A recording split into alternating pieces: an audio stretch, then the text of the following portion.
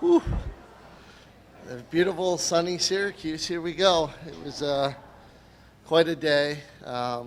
We knew it was going to be cold and wet, but I don't think we quite expected that.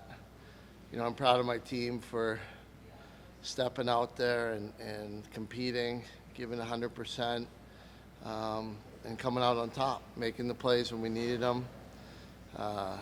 In a little bit of a messy game, I thought we executed pretty well considering.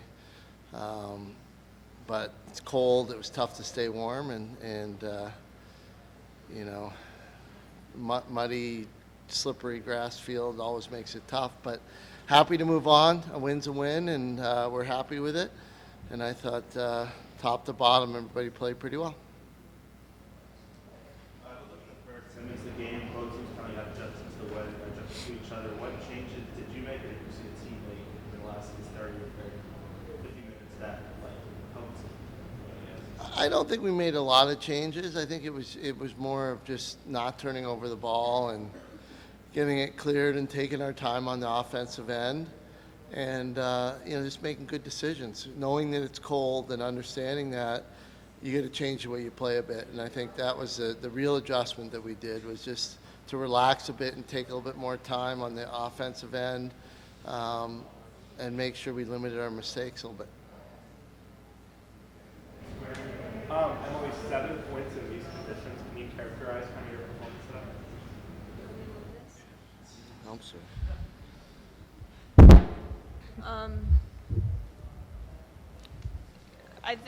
It's a game, and ultimately I just want to go in and win. I know that me personally, three of us, we have yet to have an NCAA win, so just going out with the mindset of we're not losing, I think is what, helped me carry through.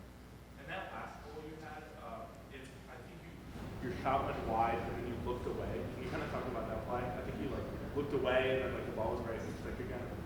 Yeah, I apologized to Meg after. It was just awareness, and I had to pay better attention to it, but we scored, so it's okay. I mean, there's times you just look at the stop goal. Everybody knows what's going to happen. Everybody knows you're the go-to person. Yet, I don't know if easy is the right word for me, just automatic. Take us through your mindset of, feel like that's muddy, mucky, rainy. Then again, you're automatic with 4 or 5 goals, a couple assists. What makes us unstoppable? Well, I know that I can't do any of that without the rest of the offense, the rest of the girls on my team behind me. So, this entire year, our offense especially has just been very dominant, no matter, who has a game where they're, scoring lots of points. So just being able to have all of us support each other it's amazing. Gary, can you talk about why you decided to face guard Gethard?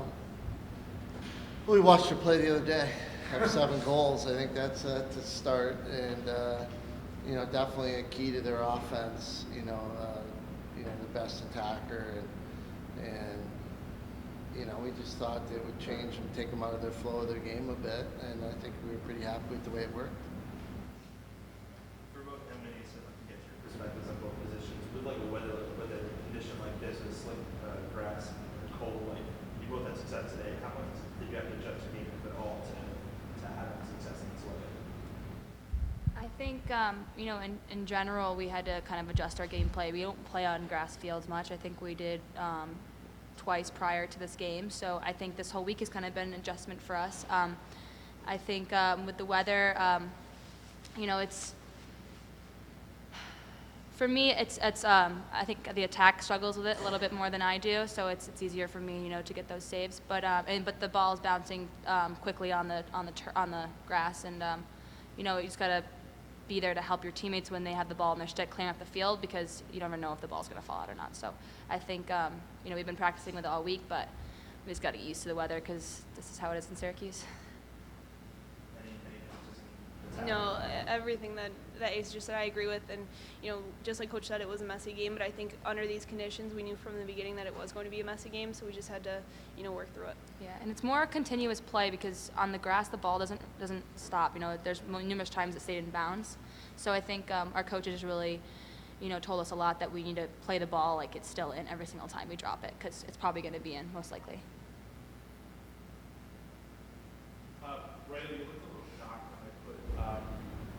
wider than Emily, and you started going in, I think you did the last 7 or 8 draws.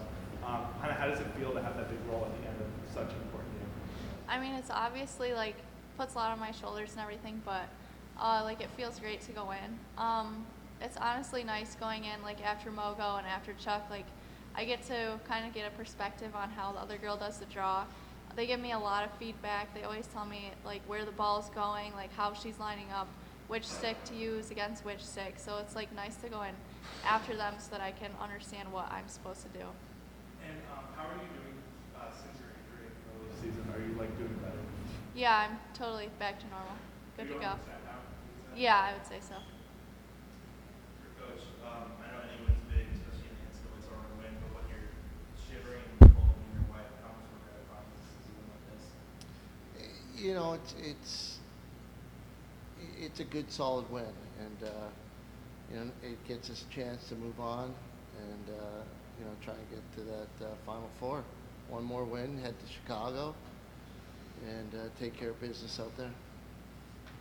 What like particularly about this team compared to maybe some other Final Four or championship games team, and what stands out about this team? Well, you know, it's we're not done our work yet to kind of really evaluate, you know, where we end up and how this team compares to other teams. But you know, they got a lot of heart, a lot of character, and they bring it every game, and they've been able to make plays and win games. And you know, now we're kind of in that second season. We get to really see what we're made out of, and hopefully they'll continue to do what they've done all year and score some goals, get some stops, and win some more games.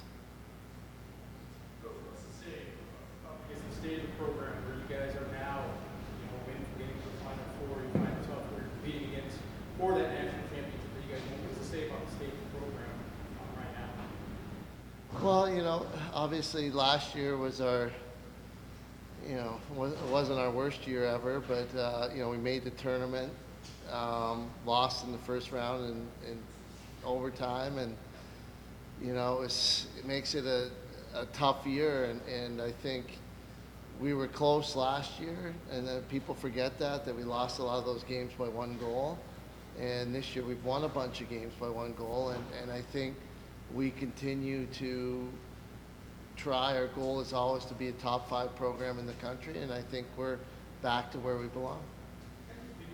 Do you think those same losses last year, that heartbreak kind of fueled where you guys are at this point this year, where you're winning those type battles? Well, I think it helps, you know, as a coach, you always prepping for those tight games and trying to figure out how to come up on the victory side of the 1 goal games, and it certainly allowed us to focus on it and prepare and be ready for them this year. And I think it gives the players the opportunity to create some chemistry to get those done, and they've done it this year. Along those same lines for Emily and Ace as well, I know we talked to you earlier this week, talked about how you wanted to make sure the last 2 years didn't, you know, fall like this year in terms of losing the opening game of the tournament. So how big is it to kind of break this one, get a victory here, and be moving on? I think of Vanessa yelling the curse is broken and things like that. So kind of how cool is it to be moving on? First? Yeah, I'll go first. You know, me and Emily came into this thing together. You know, we've been good friends since we were kids, and when we both came to Syracuse, we were really excited about it. And you know, I think that we both bring a lot of heart to our team, and you know, and we want the best for our teammates and stuff. And I think it's been really hard for us these last 3 years on being, you know, so close to getting that first win in the tourney and not getting there. But we knew that we could be better every single time. But I think now we both feel like this is our time, and we could do really well. And we tell each other every game, like, I'm going to play this for you, and she's going to play it for me. And I think that that inclusiveness with our team is very helpful in our success. This is the team that's going to do it, going to the end. And I think I told you earlier in the week that, you know, we're going in and, you know, if we didn't win this game, then it would have been a problem. So we're going to take this and we're going to run with it. And, you know, I know it's really exciting to have that first NCAA win, but, you know, there's 3 more games to go. You get to stay around for year after year, so you win some, you lose some, but players come and go. So as a coach, when you get players a couple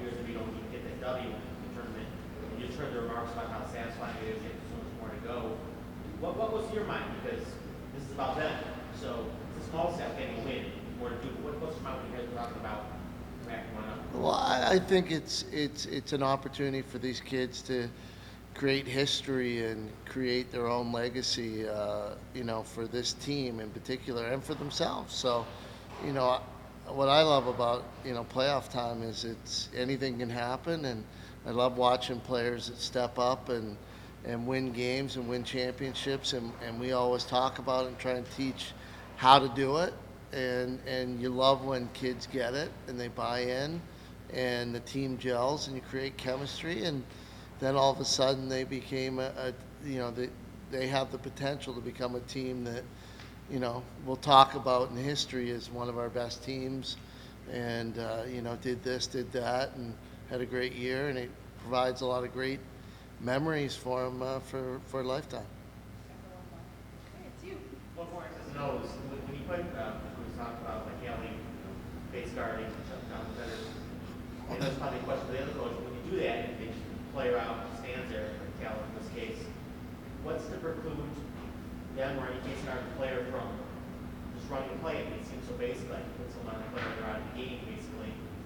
Is there any risk defensively when you do that? Because again, Kelly just standing there most of the game with Ellie. I'm saying, so what's the counter move to a base guard?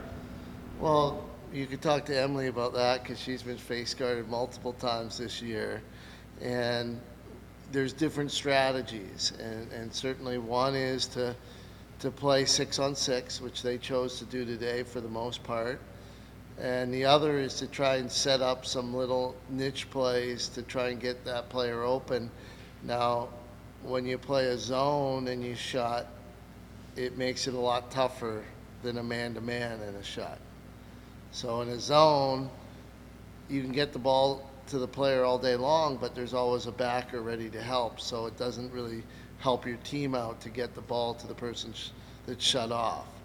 So you need to focus on, if you want to try and, that player should be in the middle focusing on cutting or getting other players open around the cage, and they chose not to do that. So I would think that you make sure that obviously taking best player at the game, like if someone puts Spencer and Emily and then she's gone for the full game, sure. You think that'd be a trade-off everybody would do, but Sometimes it works. Sometimes they take a player out and the rest of the team steps up and you score a lot of goals, you win the game. It's just, you got to prepare for it, and if you're not prepared, it's tough to just jump in a game and, figure out how to bring that player back in the game. But, I think our defense did a good job and, got us the W.